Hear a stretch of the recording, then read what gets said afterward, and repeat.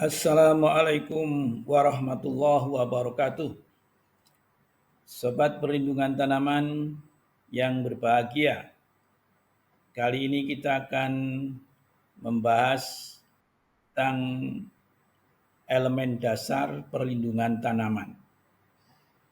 Nah, saudara sekalian, kuliah-kuliah kita pada pertemuan yang pertama hingga pertemuan yang keenam itu kita sudah mempelajari tentang bagaimana konsep gangguan, bagaimana faktor-faktor lingkungan baik biotik maupun abiotik itu bisa menjadi penyebab gangguan. Bagaimana peran manusia di dalam terjadinya gangguan. Itu semuanya sudah kita kaji di dalam konsep gangguan. Kemudian kita juga sudah mencoba mengenal tentang organisme pengganggu tanaman atau OPT. Ada hama, ada patogen, ada gulma. Ciri-ciri dan karakternya sudah kita kenali pada kuliah-kuliah kita terdahulu. Kemudian kita juga sudah belajar bagaimana mendiagnosis tanaman yang sakit. Nah, dari apa yang sudah kita pelajari itu, bagaimana kemudian ilmu yang sudah kita dapatkan itu untuk mengelola pengetahuan-pengetahuan yang kita dapatkan untuk melakukan kegiatan perlindungan tanaman. Nah, kita lihat di gambar rumah joglo ini. Perlindungan tanaman itu ibarat satu rumah yang memiliki pilar dan pondasi. Dua pilar dan dua pondasinya ini ibarat 4 elemen dasar perlindungan tanaman. Jadi landasan untuk melakukan kegiatan perlindungan tanaman itu ada 4. Yang di dalam posisi bangunan diibaratkan sebagai pondasi dan pilar dari bangunan itu. Nah, kemudian atap-atapnya itu ibarat komponen yang melindungi isi yang ada di dalam rumah itu. Nah, atap-atap itu adalah komponen-komponen teknik pengendalian OPT. Teknik pengendalian pengganggu tanaman. Nah, mengelola, memadukan antara elemen dasar dan teknik pengendalian itu adalah pekerjaan setelah kita mengetahui dasar-dasar organisme pengganggu tanaman dan elemen pendukungnya. Nah, baik, kita lanjutkan. Nah, 4 elemen dasar itu apa saja? Ya, ada 4. Yang pertama, upayakan tanaman sehat.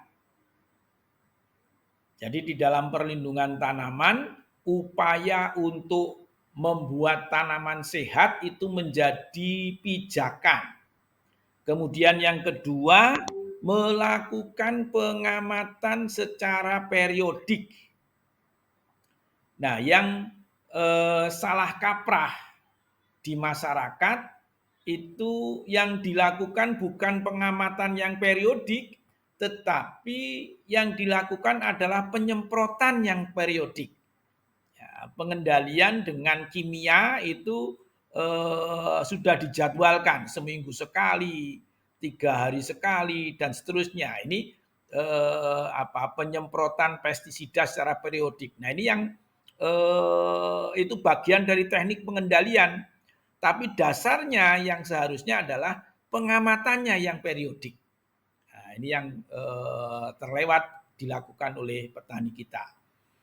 Kemudian yang ketiga, dasar yang ketiga adalah manfaatkan lingkungan dan musuh alami yang ada di area lahan kita. Nah, pengamatan periodik itu nanti kita akan urai satu persatu ya. Pengamatan periodik itu yang diamati apa? Yang diamati kondisi lingkungan dan tanamannya.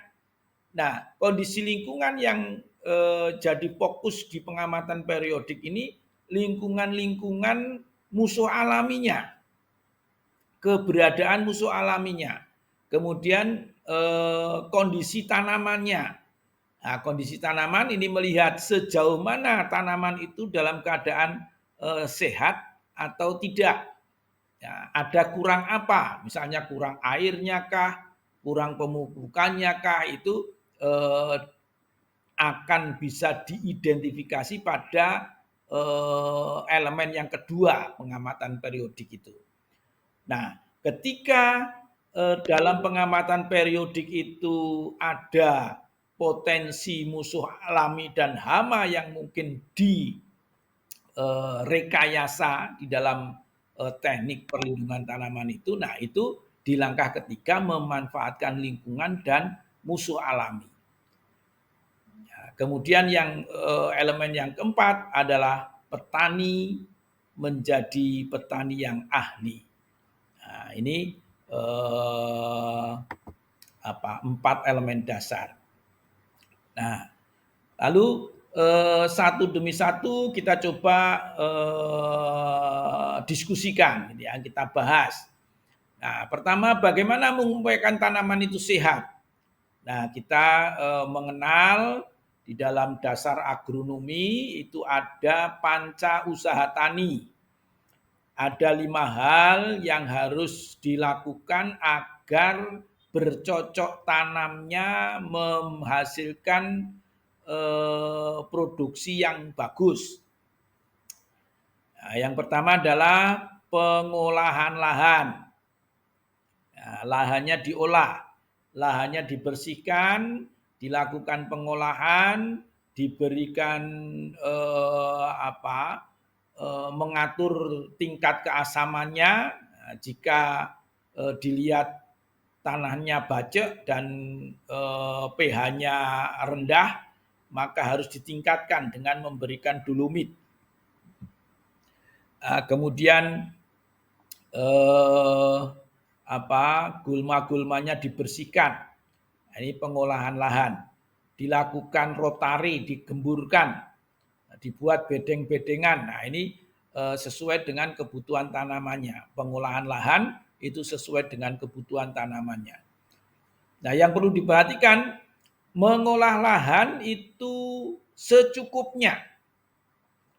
Tidak boleh juga berlebihan, karena nanti kalau berlebihan merusak tekstur tanah, ya, kemudian bisa menyebabkan erosi. Nah, kemudian usaha tani yang kedua adalah pemilihan bibit unggul dan tahan hama. Ya, unggul itu varietasnya produksinya tinggi, kemudian kualitasnya baik, ya.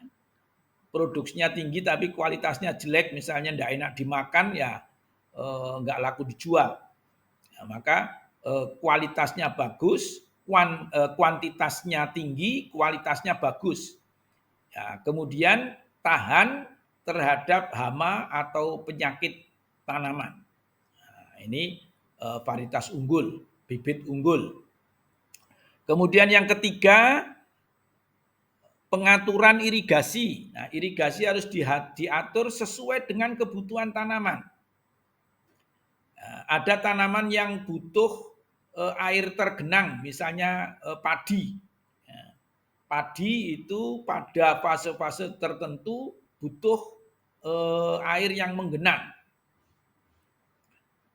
Kemudian kalau misalnya hortikultura itu perlu banyak air tapi tidak mau air tergenang. Nah, ini juga harus diperhatikan. Kalau kita lihat di kebun-kebun bawang merah, nah, itu ada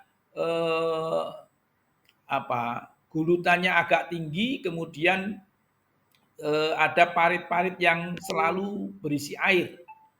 Nah, ini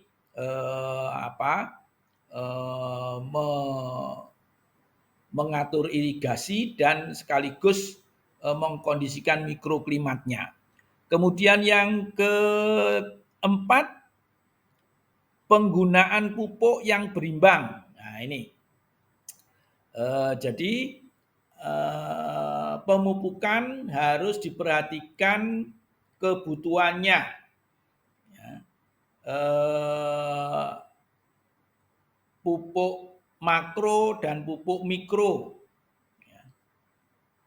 Pupuk makronya proporsinya juga perlu diperhatikan. Kemudian pupuk-pupuk mikro yang memang dibutuhkan oleh tanaman, ya, walaupun jumlahnya sedikit tapi dia membutuhkan, tetap harus diperhatikan. Nah, kondisinya berimbang. Berimbang artinya proporsional. Tidak boleh berlebihan satu di antaranya. Misalnya berlebihan nitrogen, nanti akan terlalu subur vegetatifnya, ya, dia akan bisa menghambat generatif. Ya, kekurangan fosfat, ya, nanti lambat berbuah. Ya, kekurangan kalium, ya, mudah rebah, buahnya mudah rontok. Nah, ini perlu diperhatikan untuk pupuk yang teratur dan berimbang. Kemudian yang terakhir, pancausaha tani adalah pemeliharaan tanaman. Nah, pemeliharaan ini fokusnya pada pengendalian organisme pengganggu tanaman, hama, patogen, dan gulma. Ini fokus pada yang 5 ini adalah perlindungan tanaman yang sedang kita bahas. Baik, berikutnya, nah ini melakukan pengamatan secara periodik. Apa yang diamati? Kondisi lingkungan. Fokusnya pada musuh-musuh alami. Nah, ini. Jadi petani itu mencatat, misalnya ada belalang sembah, dicatat di situ. Pada pengamatannya diketemukan belalang sembah. Jika perlu dihitung, selama dia mengamati ada berapa belalang sembah.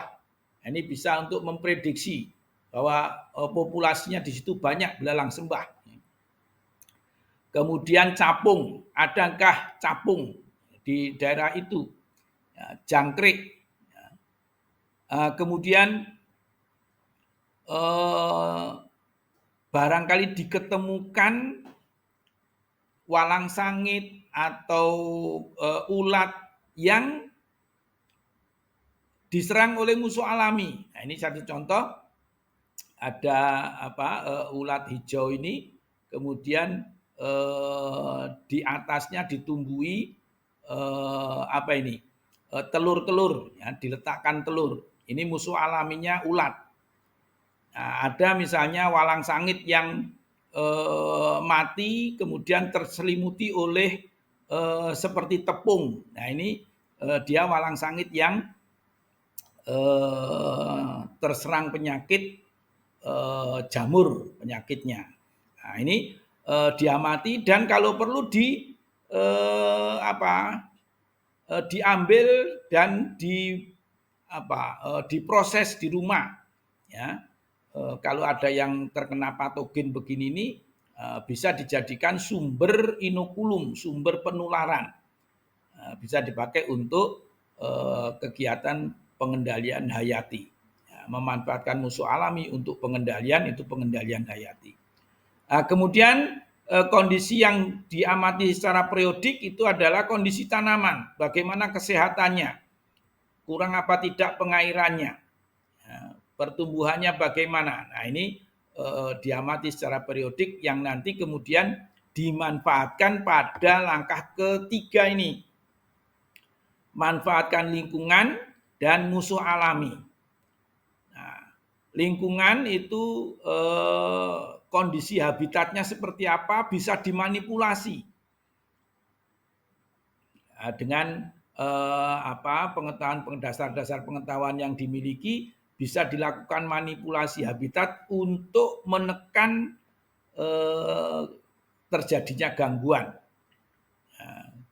Kemudian konservasi lingkungan dilakukan kalau misalnya di situ banyak tadi dijumpai kok banyak jangkrik, banyak belalang sembah, ya, kemudian ada capung. Nah ini musuh-musuh alami itu dibuatkan konservasinya, dilindungi. Ya. Misalnya dengan refugasi. Nah, refugasi ini di sekitaran lahan yang dibudidayakan ditanami bunga-bungaan, tanaman-tanaman yang berbunga. Ini menyediakan makanan bagi musuh alami hama kita. Kemudian jika perlu dilakukan introduksi musuh alami. Nah, satu contoh ini ketika lamtorogung sebagai tanaman naungan pada kopi beberapa waktu yang lalu, ya sekitar 10-20 tahun yang lalu, lamtorogung itu di Indonesia yang difungsikan sebagai tanaman peneduh, tanaman naungan di kebun kopi, itu diserang oleh kutu loncat. Kutu loncat itu sejenis wereng. Nah, kalau tanaman peneduhnya itu mati karena serangan kutu loncat, maka nanti produksi kopinya menjadi rendah. Nah, waktu itu kemudian diintroduksi musuh alami yang didatangkan dari Kepulauan Hawaii. Ya, ada serangga yang predator untuk kutu loncat yang menyerang lamtorogung itu. Nah, syukur-syukur musuh alaminya ada di dalam negeri, nah, tidak perlu introduksi. Nah, tapi introduksi yang lokal gitu ya, tidak mendatangkan musuh alami dari luar. Nah ini kalau dalam tayangan PowerPoint itu saya sarankan PowerPoint-nya dibuka dengan slideshow. Nah ini ada tayangan bagaimana memanfaatkan burung hantu. Ya, burung hantu dimanfaatkan untuk mengendalikan tikus sawah. Ini sangat efektif ini burung hantu ini. Ya, di beberapa daerah dipelihara burung hantu untuk mengendalikan tikus sawah. Nah, kemudian ini ada ulat yang terkena infeksi Bacillus thuringiensis. Ya, dia akan membengkak kemudian mati karena terserang oleh Bacillus thuringiensis. Nah, yang terakhir petani ahli. Nah, kenapa dikatakan petaninya ahli? Karena petaninya itu dialah yang paling menguasai pengetahuan terkait dengan tanaman maupun lingkungan area lahan yang diusahakan. Nah, karena sehari-hari dia ada di situ. Nah, jika aktivitas yang tadi dia datang ke sawah itu tidak hanya sekedar bekerja, tetapi juga melakukan kegiatan pengamatan, maka berkembanglah ilmu pengetahuannya. Dia akan punya daftar-daftar binatang yang termasuk musuh alami. Jenisnya apa, kemudian populasinya perkiraannya berapa. dia biasa tinggal di tempat-tempat yang bagaimana ini, jika dilakukan tadi pengamatan secara periodik yang bagus, nah itu petaninya betul-betul akan menjadi petani ahli, ya. Nah, kalau kemudian ada pengetahuan yang belum jelas gitu ya bagi petaninya, ada temuan-temuan yang penjelasannya itu belum diketahui, nah gunakan kehadiran petugas penyuluh pertanian. Kemudian gunakan akademisi, nah, seperti mahasiswa datang KKN, dosen, pembimbing lapangnya datang ke sana. Nah ini petugas penyuluh maupun akademisi itu adalah mitra atau konsultannya petani. Jadi yang ahli petaninya, nah, dia yang berkuasa di area lahan di mana mereka beraktivitas. Baik, saudara sekalian, itulah pentingnya 4 elemen dasar. Ini jika 4 elemen dasar ini dilakukan dengan baik, maka separuh perjalanan di dalam perlindungan tanaman itu sudah dipersiapkan. Tetap semangat, jadilah petani muda yang keren dan sukses di dalam mengembangkan budidaya pertanian di Indonesia dan untuk peradaban dunia. Wallahul muwaffiq ila aqwamit thoriq. Assalamualaikum warahmatullahi wabarakatuh.